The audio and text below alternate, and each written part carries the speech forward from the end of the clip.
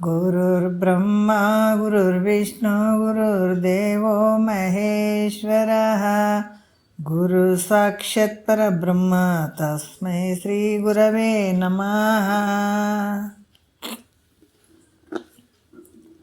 ಧ್ಯಾನ ಮೂಲ ಗುರುಮೂರ್ತಿ ಪೂಜ್ಯ ಮೂಲ ಗುರುಪಾದ ಮಂತ್ರ ಮೂಲ ಗುರುವಾಕ್ಯ ಮುಕ್ತಿ ಮೂಲ ಗುರುಕೃಪಃ.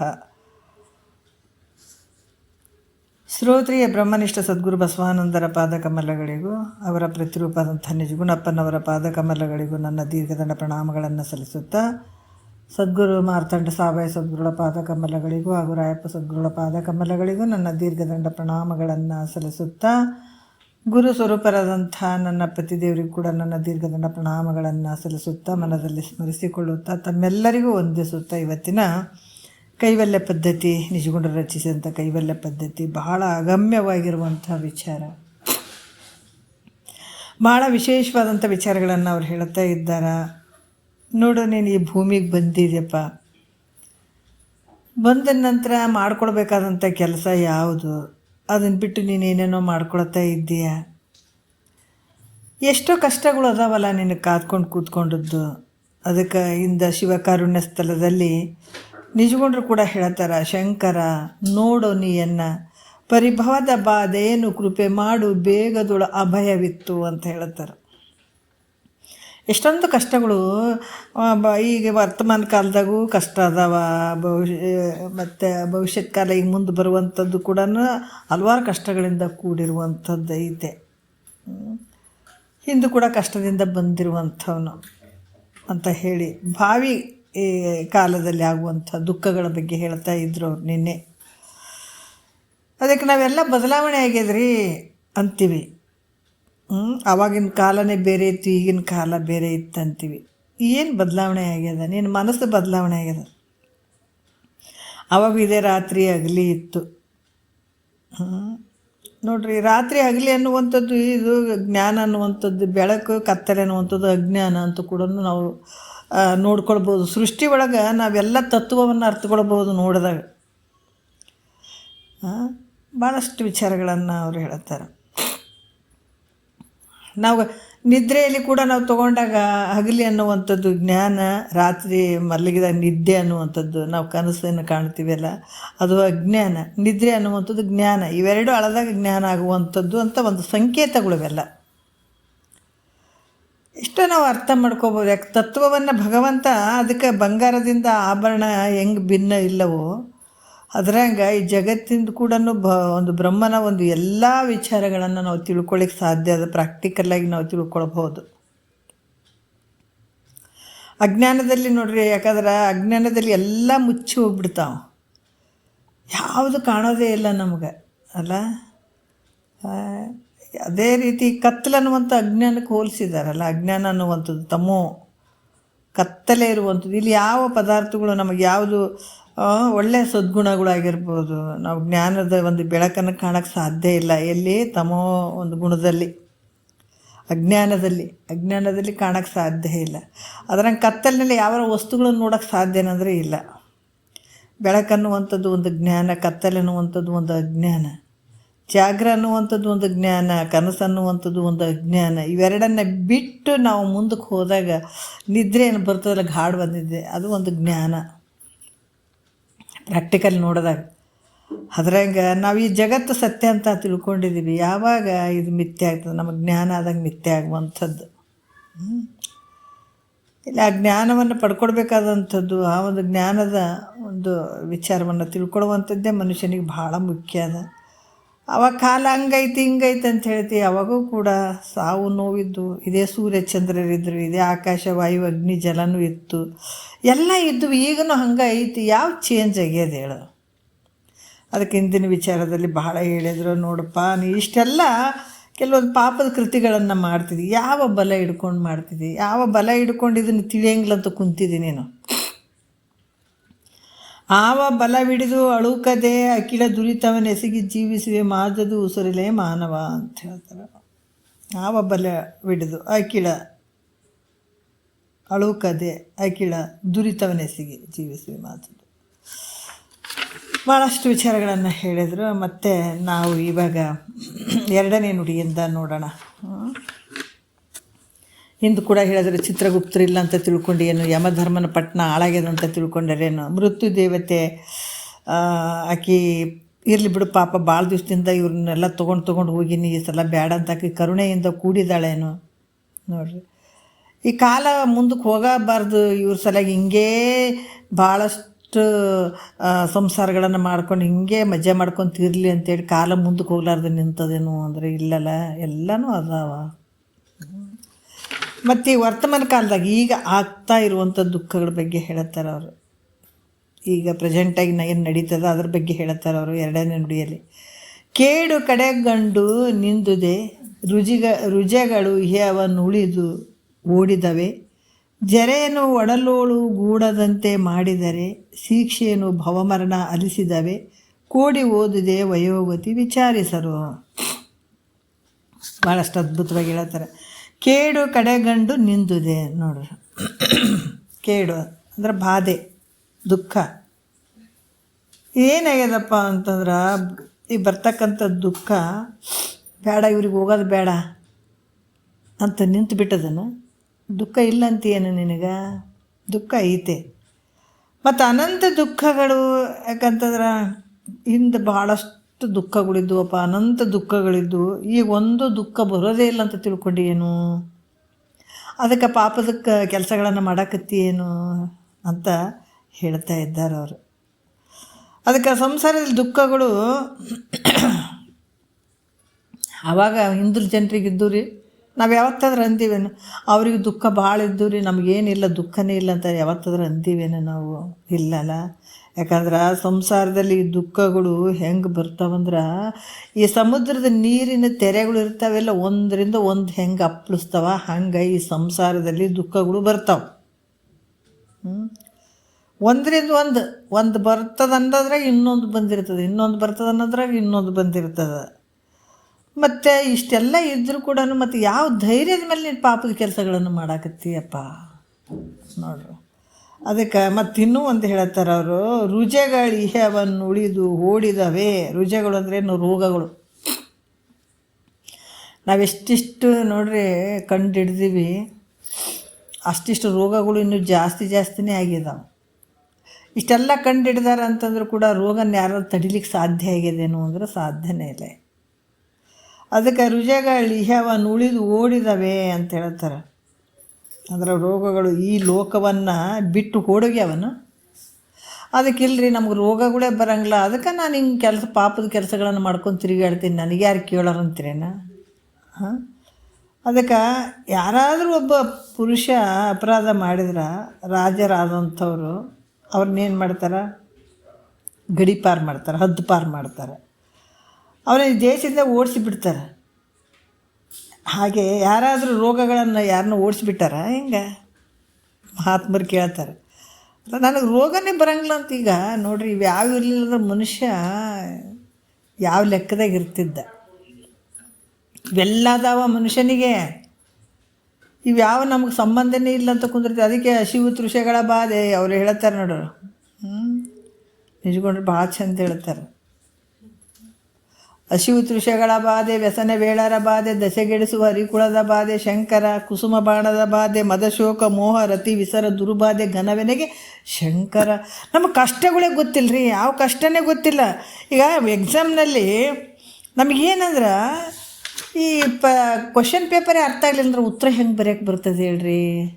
ಹೌದಾ? ನಮ್ಗೆ ಆ ಕ್ವಶನ್ ಪೇಪರ್ ಪ್ರಶ್ನೆಗಳೇ ಅರ್ಥ ಆದವು ಅಂದ್ರೆ ನಮ್ಗೆ ಉತ್ತರ ಬರೆಯೋಕ್ಕೆ ಬರ್ತದಪ್ಪ. ಹಿಂಗೆ ಕೇಳ್ಯಾರಪ್ಪ, ಇದಕ್ಕೆ ಹಿಂಗೆ ಹೇಳ್ಬೇಕು ಅಂತ ನಮ್ಗೆ ಉತ್ತರ ಬರೆಯೋಕ್ಕೆ ಬರ್ತದೆ. ನಮಗೆ ಪ್ರಶ್ನೆನೇ ಅರ್ಥ ಆಗಿಲ್ಲ ಅಂದ್ರೆ ಉತ್ತರ ಬರೆಯೋಕ್ಕೆ ಹೆಂಗೆ ಬರ್ತದ? ನಮ್ಮ ಸ್ಥಿತಿ ಹಂಗನೇ ಆಗ್ಯದ. ನಮಗೆ ಪ್ರಶ್ನೆಗಳು ಗೊತ್ತಿಲ್ಲ. ಇವೆಲ್ಲ ಸಹಜ ಅಲ್ಲ ಮನುಷ್ಯನಿಗೆ? ಇಲ್ಲ ರೀ, ಹಿಂದಿನ ಕಾಲದಾಗ ಅವ್ರಿಗೆ ನಮ್ಮ ತಾತದವ್ರಿಗೆ ನಮ್ಮ ಮನೆತನದಲ್ಲೇ ತೊಗೊಳ್ಳೋಣ. ಇಂದು ತಾತವ್ರಿಗೆ ಅವ್ರಿಗೆ ರೋಗಗಳಿದ್ದು ರೀ, ನಮಗೇನು ರೋಗ ಬರಂಗಿಲ್ಲ ಅಂತ ಏನಾರ ಅಂದ್ಕೊಂಡ್ರೆ ಹೆಂಗಂಗದು? ಬರ್ಲಾರ್ದು ಬಿಟ್ಟವೇನು? ನಮ್ಗೆ ಬಂದೇ ಬರ್ತಾವಲ್ಲ. ಅದಕ್ಕೆ ಅವು ಊರು ಬಿಟ್ಟು ಓಡೋಗ್ಯಾವ್ರಿ ಈಗ ಅಂತೇಳ್ಬಿಟ್ಟು ನಾನು ಈ ಕೆಲಸಗಳನ್ನು ಮಾಡಕತ್ತೀನಿ, ನನಗೆ ಯಾರ್ದು ಭಯ ಇಲ್ಲ ಅಂತ ತಿಳ್ಕೊಂಡು ಏನು. ಅದಕ್ಕೆ ರೋಗಗಳು ನಮ್ಮನ್ನು ಬಿಟ್ಟು ದೂರ ಹೋಗ್ಯಾವ. ನಾನು ಯಾವ ರೋಗಕ್ಕೂ ಹೊಂದಂಗಲ್ಲ, ನಾನು ಹಂಗೆ ಇರ್ತೀನಿ ಅಂತ ಅನ್ನೋದಕ್ಕಾಗಿ ಈ ಪಾಪದ ಕೆಲಸಗಳನ್ನು ಮಾಡಾಕತ್ತೀಯೇನು ನೀನು. ನೋಡ್ರಿ ಎಷ್ಟು ಅದ್ಭುತವಾಗಿ ಹೇಳತ್ತಾರ. ಅದಕ್ಕೆ ಈ ವಾತ ಪಿತ್ತ ಕಫ ಏನು ಹೇಳ್ತಾರೆ ಅವರು, ಮನುಷ್ಯನಿಗೆ ಈ ರೋಗ ಬರ್ತಾವೆ ನೋಡ್ರಿ. ಯಾವುದರಿಂದ ಬರ್ತಾವ ಮುಖ್ಯ ನಾವು ಅರ್ಥ ಮಾಡ್ಕೋಬೇಕು. ಮನುಷ್ಯನಿಗೆ ಈ ರೋಗ ಬರುವಂಥದ್ದು ಯಾವುದರಿಂದ ಬರ್ತಂದ್ರೆ ವಾತ ಪಿತ್ತ ಕಫ, ಈ ಮೂರಿಂದಲೇ ಮನುಷ್ಯನಿಗೆ 360 ರೋಗಗಳು ಕಾಯ್ಕೊಂಡು ಕುಂತಾವ ಅಂತ ಹೇಳ್ತಾರೆ ನೋಡ್ರಿ. ಎಷ್ಟು? ವಾತ ಪಿತ್ತ ಕಫ, ಈ ಮೂರಿಂದಲೇ ಮನುಷ್ಯನಿಗೆ ಏನು ರೋಗ ಬರ್ತಾವೆ. ಅವು ಎಷ್ಟು ರೋಗಗಳು ಇದ್ರಾಗ ಇರುವಂಥ ಈ 3ರಿಂದ 360 ರೋಗಗಳು ಕಾಯ್ಕೊಂಡು ಕುಂತಾವಂತ ನೋಡ್ರಿ. ಇದಲ್ಲದೆ ಇನ್ನು ಎಷ್ಟೋ ರೋಗಗಳಾದವ. ಇದಲ್ಲದೆ ಮತ್ತು ಅದಕ್ಕೆ 100,000 ಕೋಟಿ ಉಂಟು ಅಂತ ಹೇಳ್ಯಾರ ಅವರು. ನಿಜಗೊಂಡ್ರು ಅವಣಿಸಬಾರದ ಹಲವು ದುಃಖಗಳನ್ನು ಅನವರತ ಅನುಭವಿಸುವ ನನಗಿನ್ನು ಈ ವಿಚಾರದಲ್ಲಿ ಕೆಲವೊಂದು ವಿಚಾರದಾಗ ಹೇಳ್ತಾರೆ. ಭಾಳಷ್ಟು ಅದಾವ. ಮತ್ತೆ ಹೇಳ್ತಾರೆ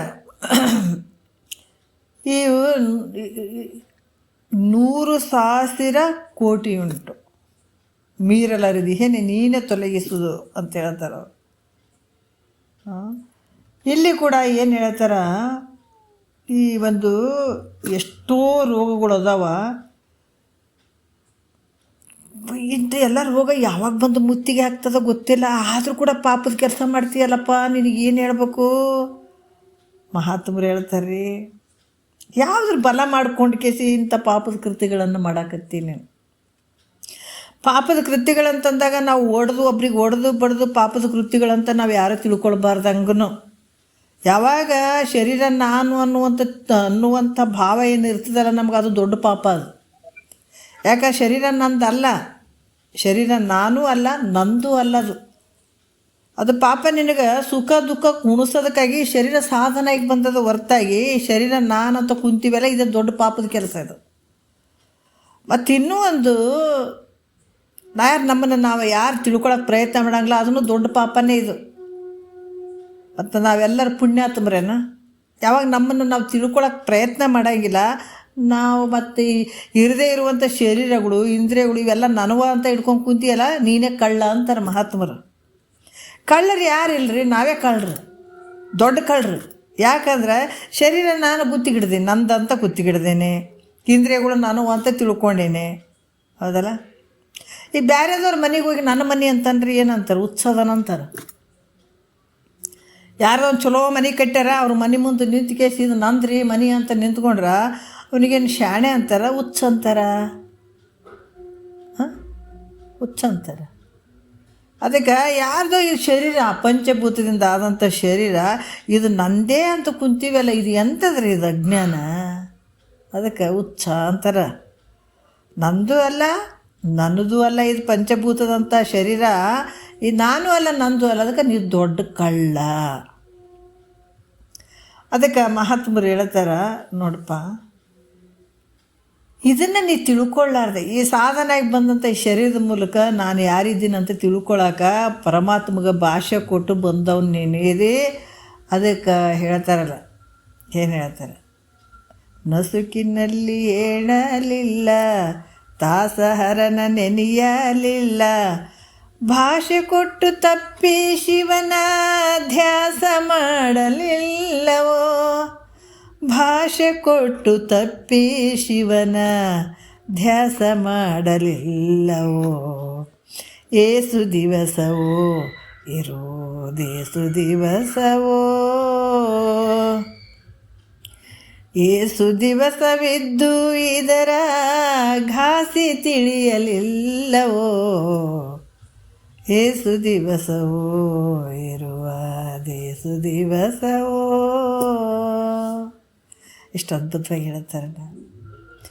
ಭಾಷೆ ಕೊಟ್ಟು ಬಂದು ತಪ್ಪಿ ಶಿವನನ್ನು ಒಂದು ಚೂರು ಧ್ಯಾಸ ಮಾಡೋಕತ್ತಿಲ್ಲಲ್ಲ ನೀನು, ಏನು ಭಾಷೆ ಕೊಟ್ಟೀನಿ ಅದು ಏನು ನಾನು ಇದು ಮಾಡಿದ್ದೀನಿ ಅಂತ ಹೇಳಿ ಅದನ್ನು ನೆನೆಸ್ಲಾರ್ದ ಕುಂತಿಯಲ್ಲ, ಮತ್ತು ನಿನಗೇನು ಪುಣ್ಯಾತ್ಮ ಅಂತಾರೇನು? ಅದಕ್ಕೆ ಯಾವ ಬಲ ಹಿಡ್ಕೊಂಡಿರ್ತದೆ ಎಲ್ಲ ಮರ್ತಿಗೆಸಿ ವಿಷಯಾದಿಗಳಿಗೆ ಬಲಿಯಾಗಿ ಅದರಿಂದ ಬಿದ್ದಿದ್ದು ಸುಖ ಅಂತ ಬಿದ್ದಿದೆ ಅಂತಂದಾಗ ಅರ್ಥ ಮಾಡ್ಕೊಳಪ್ಪ, ಯಾವ ಬಲ ಹಿಡ್ಕೊಂಡು ಇಂಥದ್ದು ಕೆಲಸಗಳನ್ನು ಮಾಡಾಕತ್ತಿದೆ. ಅದಕ್ಕೆ ನೀನು ಇಷ್ಟು ದಿವಸ ನೋಡ್ರಿ, ಇವಾಗ ಏನು ಭಾಳ ಅಂದ್ರೆ ಒಂದು 70, 80, 90 ವರ್ಷ ನಾವು ಬದುಕ್ಬೋದು. ಅದ್ರಾಗ ಇವೆಲ್ಲ ನಡೀತಾವೆ. ಈ ರೋಗಗಳು ಅನ್ನುವಂಥದ್ದು ಬಂದು ಕಾಟ ಕೊಡ್ತಾವ. ಅದು ಯಾವ ಟೈಮಿಗೆ ನಿನ್ನ ತೊಗೊಂಡು ಹೋಗ್ತದೆ ಹೇಳೋಕ್ಕಾಗಂಗಿಲ್ಲ. ಎಲ್ಲ ನಿನಗೂ ಗೊತ್ತಿದ್ದರೂ ಕೂಡ ಯಾವ ಬಲ ಹಿಡ್ಕೊಂಡು ಇಂಥ ಒಂದು ಪಾಪದ ಕೃತಿಗಳನ್ನು ಮಾಡಾಕತ್ತಿ ಹೇಳು ಅಂತ ಹೇಳುವಂಥದ್ದು. ಮತ್ತಿನ್ನೂ ಒಂದು ವಿಚಾರ ಹೇಳತ್ತಾರೆ ನೋಡ್ರಿ, ಜರೆ ನೊಡಲೋಳು ಗೂಡದಂತೆ ಮಾಡಿದರೆ. ಅದಕ್ಕೆ ಈ ಶಾಸ್ತ್ರ ಹೆಂಗೆ ಅದಂತಾರೆ, ನಮ್ಮನ್ನು ನಾವು ನೋಡ್ಕೊಳ್ಳುವಂಥದ್ದು. ಇದು ಬೇರೆದವ್ರಿಗೆ ತೋರಿಸುವಂಥ ಶಾಸ್ತ್ರ ಅಲ್ಲಿದು. ನಾವು ಭಾಳ ಪುರಾಣ ಒಂದು 4 ಕತೆ ಹೇಳಿ, ಯಾರೋ ಒಬ್ಬರು ಶಾಸ್ತ್ರ ಹೇಳ್ತಿರ್ತಾರೆ, ಎಲ್ಲ ಒಂದು ಕತೆ ಒಂದು 4 ಕತೆ ಹೇಳಿ ಒಂದು ತಾಸು ಟೈಮ್ ಮಾಡಿಬಿಟ್ರೆ ನಾವು ಚಪ್ಪಾಳೆ ಹೊಡೆದು ಏನು ಹೇಳ್ತಾರೆ, ಅಬ್ಬಾ ಏನು ಕತೆ ಹೇಳಿದ್ರಿ ಅವರು, ಏನು ನಗಿಸಿಬಿಟ್ರಿ ಅಂತ ಬರ್ತೀವಿ ನಾವು ಮೂರ್ಖರು. ನಾವು ಯಾಕಂದ್ರೆ ಕೇಳಬಾರ್ದಂತ ಅಲ್ಲ, ಆದರೆ ನಮ್ಮನ್ನು ನಾವು ಬಿಟ್ಟಿದ್ದೀವಲ್ಲ, ನಮ್ಮದು ಏನು ಪುರಾಣ ಅದಂತ ನಾವು ಬಿಟ್ಟಿದ್ದೀವಿ. ನಮ್ಮ ಪುರಾಣ ನಮ್ಮ ದೊಡ್ಡದ, ಇನ್ನೂ ಭಾಳ ದೊಡ್ಡದ ನಮ್ಮ ಪುರಾಣ. ಅವು ಯಾರಿದ್ದೀವಿ, ಇದು ಹೆಂಗೆ ಬಂತು ಶರೀರ, ನಾವು ಬೇರೆದನ್ನು ವಿಚಾರ ಮಾಡೋಕೆ ಹೋಗಕತ್ತೀವಿ, ನಮ್ಮ ವಿಚಾರ ನಾವು ಬಿಟ್ಟಿದ್ದೀವಿ. ಅದಕ್ಕೆ ಹೇಳ್ತಾರೆ ಮಹಾತ್ಮರು, ಇದೆಲ್ಲ ನಿನಗೆ ಐತಿಲ್ಲ. ಜರೆಯ ನೊಡಲೋಳು, ಜರೆ ಅಂತಂದ್ರೇನು? ಮುಪ್ಪು. ಇದು ಎಷ್ಟು ಕಷ್ಟ ಐತ್ರಿ ಮುಪ್ಪನ್ನುವಂಥದ್ದು. ಭಾಳ ಕಷ್ಟದ್ದಿದು ಮುಪ್ಪನ್ನುವಂಥದ್ದು. ಜರೆ ನೊಡಲೋಳು ಗೂಡದಂತೆ ಮಾಡಿದರೆ ಶಿಕ್ಷೆ ಏನು ನೋಡ್ರಿ. ಗೂಡಂತೆ ಮಾಡಿದರೆ ಶಿಕ್ಷೆ ಏನು ಅಂತಂದ್ರೆ, ಈ ಶರೀರಕ್ಕೆ ಮುಪ್ಪಾವಸ್ಥೆ ಇದಕ್ಕೆ ಬೇಡಪ್ಪ ಈ ಸಲ. ಈಗೇನು ಇವರು ಹುಟ್ಟ್ಯಾರ, ಇನ್ನು ಮೊದಲಿದ್ದು ಹಿರಿಯರಿಗೆ ಈಗ ಇವ್ರಿಗೆ ಮುಪ್ಪಾಗೋದು ಬೇಡ ಅಂತ, ಈ ಮುಪ್ಪಾಗುವಂಥ ಶಿಕ್ಷೆ ಬೇಡ ಅಂತ ಏನಾರು ತೆಗೆದು ಹಾಕ್ಯಾರ ಲಿಸ್ಟ್ನಾಗ, ಆ ಕಾನೂನು ತೆಗೆದು ಹಾಕಿಬಿಟ್ಟಾರ ಅಂತ ತಿಳ್ಕೊಂಡ್ರೇನು? ಯಾಕಂದ್ರೆ ಈ ಮುಪ್ಪು ಅವಸ್ಥೆ ಅನ್ನುವಂಥದ್ದು ಪ್ರತಿಯೊಬ್ಬರು ಅನುಭವಿಸ್ಬೇಕಿದು. ನಾವು ಹೇಳ್ತೀವಿ ಮುಪ್ಪಾದ ನೋಡ್ರಿ, ಎಂಥ ಒಂದು ಅದ್ಭುತ. ಮಹಾತ್ಮರು ಒಂದು ಚೂರು ನೋಡ್ಕೊಂಡ್ರೆ ಎಚ್ಚರಾಗಿಬಿಟ್ರೆ ಅವರು. ಬುದ್ಧ ನೋಡ್ರಿ ಗೊತ್ತಿರಲಿಲ್ಲ ಆತಗ, ಯಾವಾಗ ಆತ ಕೋಟೆ ಬಿಟ್ಟು ಹೊರಗಡೆ ಬಂದು ನೋಡಿದ ಮುಪ್ಪಾದಂಥ ಅವಸ್ಥೆ, ಒಂದು ಶರೀರದ ಅಜ್ಜಿ ಹೋಗ್ತಾಯಿದ್ಳು, ಬೆನ್ನು ಬಗ್ಗಿ ಹೋಗ್ತಾಯಿದ್ಳು, ನಡೆಯೋಕ್ಕಾಗ್ತಿರ್ಲಿಲ್ಲ. ಅದನ್ನು ನೋಡಿದ, ಅರೆ ಶರೀರ ಹಿಂಗಾಗ್ತದ, ಈ ಥರ ಮುಪ್ಪಾಗ್ತದ, ಈ ಥರ ಅವಸ್ಥೆ ಬರ್ತದೆ ಶರೀರಕ್ಕೆ ಅಂದ್ರೆ ಆಕಿಗೆ, ಆ ಅಜ್ಜಿಗೆ ಈ ಥರ ಶರೀರ ಆಗ್ಯದಂದ್ರೆ ಒಂದು ಸಲ ನನಗೂ ಆ ಥರ ಆಗ್ತದಲ್ಲ ಅನ್ನುವಂಥ ಭಾವ ಮಾಡಿಕೊಂಡ ಬುದ್ಧ. ಸಹಜ ಅಲ್ಲ. ಅದಕ್ಕೆ ಪ್ರತಿಯೊಬ್ಬರು ಅನುಭವಿಸ್ಬೇಕಾಗಿರುವಂಥದ್ದು ಯಾವುದಂದ್ರೆ ಮುಪ್ಪವಸ್ಥೆ. ಇಲ್ಲಿ ಕೂಡ ಮುಪ್ಪವಸ್ಥೆಯಲ್ಲಿ ಮನುಷ್ಯ ಅನಂತ ರೀತಿಯಿಂದ ಕಷ್ಟ ದುಃಖವನ್ನು ಅನುಭವಿಸ್ಬೇಕಾಗ್ತದೆ. ಅದು ಅನುಭವ ಆಗ್ತದಲ್ಲಿ ಮುಪ್ಪವಸ್ಥೆಯಲ್ಲಿ. ಯಾಕಂತಂದ್ರೆ ಭಾಳಷ್ಟು ಕಷ್ಟ ಆಗ್ತದೆ ಇಲ್ಲಿ. ಅದಕ್ಕೆ ಈ ಕಾರಣದಿಂದ ಮುಪ್ಪಾವಸ್ಥೆ ಭಾಳ ಕೆಟ್ಟದ್ದಂತ ತಿಳ್ಕೊಂಡು ಯಾರಾದರೂ ಇದು ದಂಡಿಸಿ ದೇಹದಲ್ಲಿ ಇದು ಬರೋದು ಬೇಡ ಅಂತ ಏನಾರು ತೆಗೆದುಬಿಟ್ಟಾರೇನು ಅಂದ್ರೆ ಇಲ್ಲ. ಮತ್ತು ಇದು ನಿನ್ನ ಏನು ಯೌವನದಲ್ಲಿ ಒಂದು ಚೂರು ಹಾರಾಡಿರ್ತಿದ್ದಿ, ತಿರುಗಾಡಿರ್ತಿದ್ದಿ, ಇದೇ ಸತ್ಯ ಅಂತ ಸಂಸಾರ ಮಾಡಿರ್ತಿದ್ದಿ, ಮುಪ್ಪಾವಸ್ಥೆಯಲ್ಲಿ ನಿನ್ನ ಶರೀರದ ಎಲ್ಲ ಅವಯವಗಳು ಕೈ ಕೊಟ್ಟುಬಿಡ್ತಾವ. ಅದಕ್ಕೆ ಜ್ಞಾನ ಅನ್ನುವಂಥ ರತ್ನವನ್ನು ಪಡ್ಕೊಳ್ಬೇಕಾದ್ರೆ ಸ್ವಲ್ಪ ಕಿವಿಗೆ ಚಂದಿರಬೇಕು ಅಲ್ಲ, ಶರೀರ ಕುಂತು ಕೇಳಂಗಿರಬೇಕು. ನಿನಗೆ ದಿವಸಕ್ಕೆ ಶರೀರ ಇರೋಂಗಿಲ್ಲ, ಹಾಳಾಗೋಗ್ತದೆ. ಅದಕ್ಕೆ ಜಾಣನು ಲೌಕಿಕ ಪರಮಾರ್ಥ ಎರಡು ಬಿಡದೆ ಮಾಡ್ತಾನೆ. ಮಹಾತ್ಮರು ಇನ್ನೂ ಯಾವ್ದು ಬೇರೆ ಅದಕ್ಕೆಲ್ಲ ಬಿಟ್ಬಿಟ್ರು. ಆದ್ರೆ ಈ ವಿಚಾರವನ್ನು ತಿಳ್ಕೊಳಕ್ಕೆ ಯಾವತ್ತೂ ಅಲಕ್ಷ್ಯ ಮಾಡಲಿಲ್ಲ ಅವರು. ಸುಮ್ಮನೆ ಕಾಲ ಕಳೆಯುವಂಥದ್ದಲ್ಲ ಇದು. ಒಂದೊಂದು ಕ್ಷಣಕ್ಕೆ ಈ ಶರೀರ ಕ್ಷೀಣ ಆಗ್ತಾ ಹೋಗ್ತದೆ.